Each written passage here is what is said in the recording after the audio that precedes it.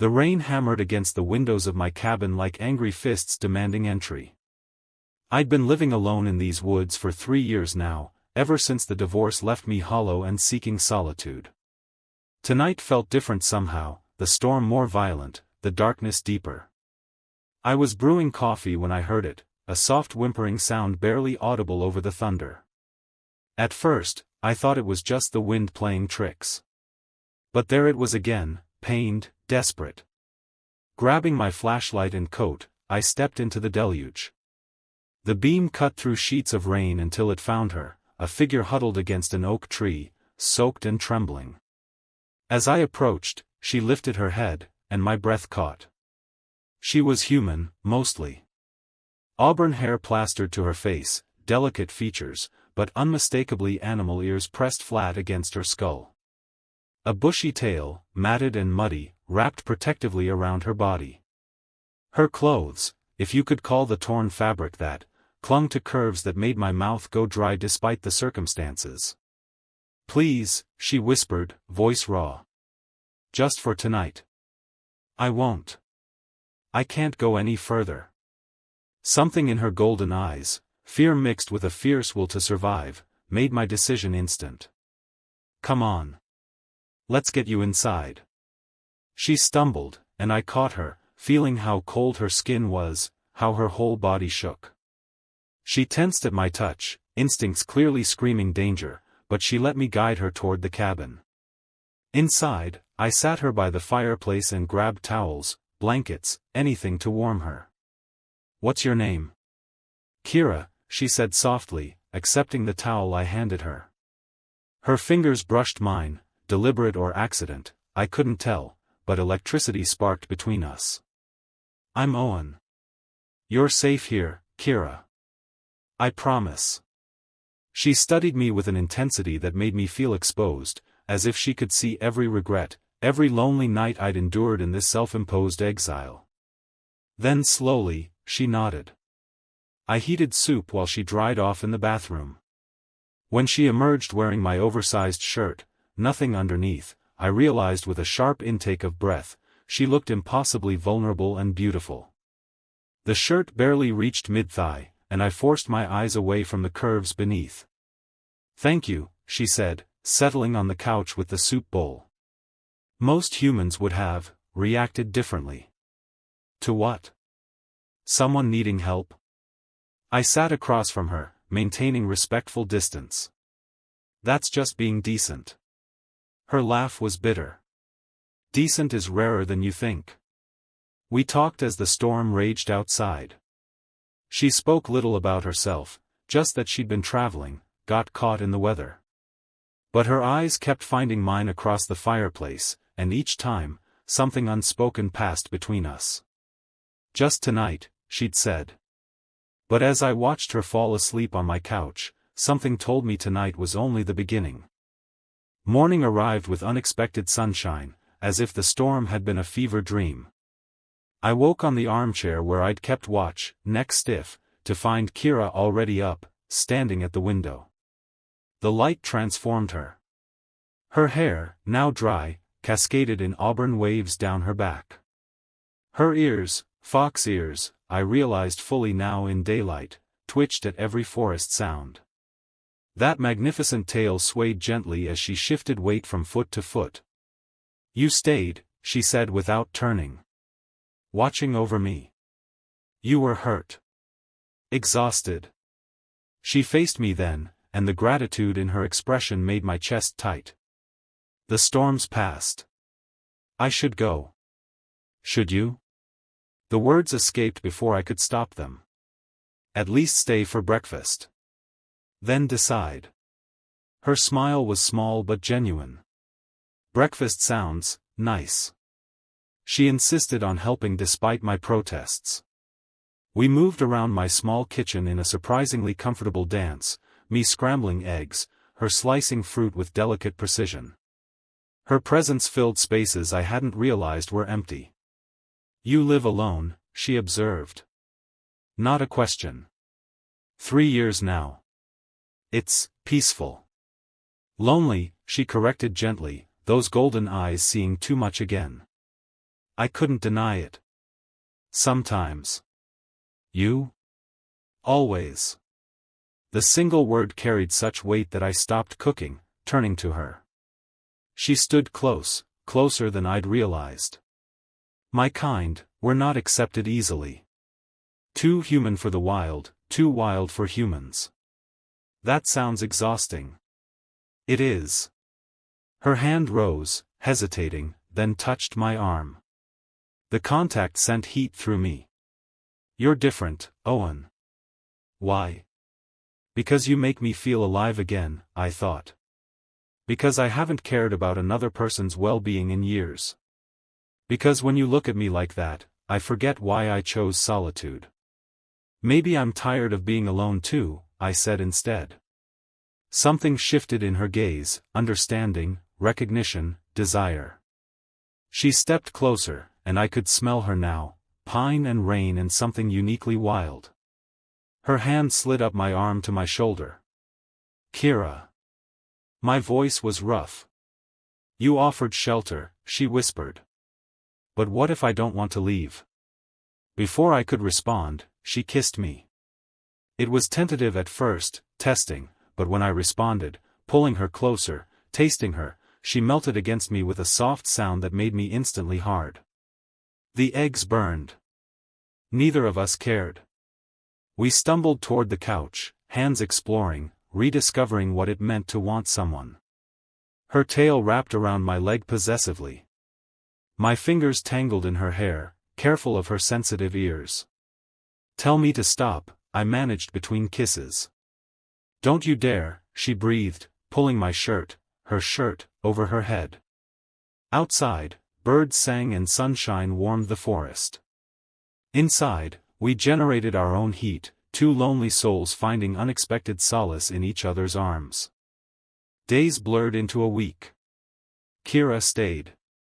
We didn't discuss it explicitly, she simply wove herself into my life like she'd always belonged there. Mornings, I'd wake to find her curled against me, that luxurious tail draped over both of us like a blanket. She was affectionate in ways I'd forgotten existed, gentle touches while passing in the hall, sitting close enough that our legs pressed together, humming while doing dishes as I cooked dinner. You don't have to do all this, I told her one evening as she folded laundry, my laundry, our laundry now. I want to. She looked up, earnest. This feels like home. Do you mind? Mind? I was falling for her harder each day. The way she laughed at my terrible jokes. How she'd read by the fire while I worked on my laptop, occasionally reading passages aloud. The casual intimacy of her presence. I don't mind, I said, setting aside my laptop. Come here. She patted over, settling into my lap with comfortable familiarity. I stroked her ears, she'd taught me how, where to touch to make her purr deep in her throat. Owen, she murmured, tilting her head back. What are we doing? What do you mean?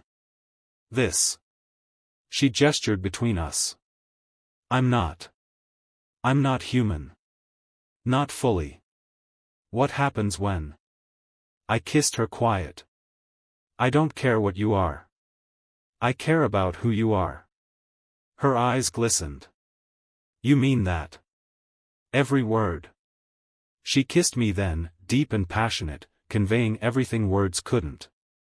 We made love on the couch as afternoon light streamed through windows, slow and tender. I learned her body's secrets, where she was sensitive, what made her gasp, how her ears flattened when she came. Afterward, wrapped in blankets, she traced patterns on my chest. I've never felt this, she admitted quietly. Safe. Wanted. Like I could stay forever and it would be okay.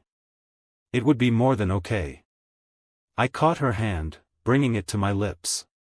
Stay, Kira. Not as a guest. Stay because this is home now. Our home. Tears slipped down her cheeks. You're sure? I come with complications. My kind, we bond deeply. If I stay, if we continue this, I won't be able to leave. My heart won't survive it. The confession should have scared me. Instead, it felt like relief. Then don't leave. Bond with me. Let's be complicated together. She laughed through tears, kissing me again. You're crazy. Probably. Is that a yes? It's a yes. That night, we moved her few belongings from the spare room to mine. It wasn't much, a worn backpack, some clothes, but the symbolism mattered. She was staying. We were choosing this, choosing each other. As we lay tangled together in my bed, our bed now, I realized something profound. I'd come to these woods to hide from life. But life, in the form of a fox woman with golden eyes, had found me anyway. And I'd never been more grateful. The idyll lasted 3 more weeks before reality intruded. I was chopping firewood when they appeared, 3 figures emerging from the forest. Foxfolk like Kira, but larger, more intimidating. 2 males and a female, their expressions hard. Where is she? The female demanded without preamble. Kira stepped out of the cabin, positioning herself between me and them. Her whole body language had changed, defensive, protective. Nadia. I didn't think you'd follow. You left without permission. Without fulfilling your obligations. Nadia's eyes flicked to me with disdain. For a human? For myself, Kira shot back. I'm done with arranged bonds and pack politics. Arranged bonds? My stomach dropped. Kira? One of the males, broad-shouldered, arrogant, stepped forward. She was promised to me. Our packs have agreements. She doesn't get to choose. Like hell she doesn't, I said, moving beside Kira. This isn't the Dark Ages. He laughed coldly. Human laws don't apply to us. She comes back. Tonight. No. Kira's voice was steel. I've made my choice, Damien. I'm staying with Owen. The tension crackled. Damien's hand moved to his belt, a knife, I realized with sickening clarity. Then he dies, and you have no reason to stay. Everything happened fast. Damien lunged. I pushed Kira aside, raising the axe instinctively. We collided, and suddenly I was on the ground, his blade pressed to my throat. Stop. Kira's scream pierced the air. Please, Damien. Don't hurt him. Come with us. Now. Or I end him. I saw the agony in her eyes, the impossible choice. Go, I managed. Kira, just go. No. She knelt beside us, tears streaming. Take me. I'll go. Just don't hurt him. Please. Damien smiled cruelly, removing the blade. Smart girl. They hauled her to her feet. She looked back at me, broken. I'm sorry. I love you. I'm so sorry. Kira. I struggled up, but Nadia blocked my path. Forget her, human. You were just a distraction. She belongs to us. They disappeared into the trees, taking her. Taking everything. I stood there bleeding, he'd cut me, a shallow slice across my ribs, and completely numb. She was gone. The woman I loved, the one who'd made me feel alive again, ripped away because of politics and traditions I didn't understand. Inside, the cabin felt cavernous. Her scent lingered, pine and rain and that wild something. Her mug sat by the sink, half full of tea. The blanket she favored lay draped over the couch. I sank down, head in hands. Pain radiated from my side, but emotional agony drowned it out. She'd said she loved me. Her last words. I love you. And I'd let them take her. No. My hands clenched into fists. No, this wasn't over. I didn't survive divorce and 3 years of isolation just to lose the woman I loved without a fight. If they wanted to play by their rules, fine. But I was bringing her home. Whatever it took. Tracking them wasn't hard. Foxfolk were confident, careless, leaving obvious trails. By nightfall, I found their camp, a clearing deep in the forest, firelight dancing between trees. I'd armed myself, the axe, a hunting knife, and sheer desperate determination. Not much against 3 trained fighters, but love makes you stupid and brave in equal measure. Kira sat apart from the others, bound. Even from a distance, I saw her defeat, her resignation. It ignited rage in my chest. I circled the camp, waiting. When Damien stepped away to relieve himself, I made my move, cold metal pressed to his throat, my knife hand surprisingly steady. "Make a sound and I open your neck," I whispered. His eyes widened. "You're insane. You can't. Watch me. We're going to walk back there. You're going to tell them to release Kira. Then you all leave and never come back. Or what? You kill me? Then they kill you and her." "Probably," I admitted. "But you'll be dead first. That's something." We emerged from the shadows. Nadia and the other male jumped up, but froze when they saw my blade at Damien's throat. "Owen!" Kira gasped. "What are you?" "Release her," I said calmly. "Now." Nadia's laugh was bitter. "You think you're heroic? You're just prolonging the inevitable." "Maybe. But I'm not leaving without her. Then you'll die together." "Stop." Damien's voice was strained. "All of you, just stop." Everyone froze. He continued, "I'm tired of this. Tired of pack politics and arranged bonds and pretending any of it matters." He looked at Kira. "You never wanted me. I knew it. I thought I could make you." "Damien," Nadia started. "No." He pulled away from my knife. I let him. "She should choose. Isn't that what bonds should be? Choice." Nadia's expression cycled through shock, anger, then resignation. "The elders won't accept this. The elders can adapt or stay stuck in the past."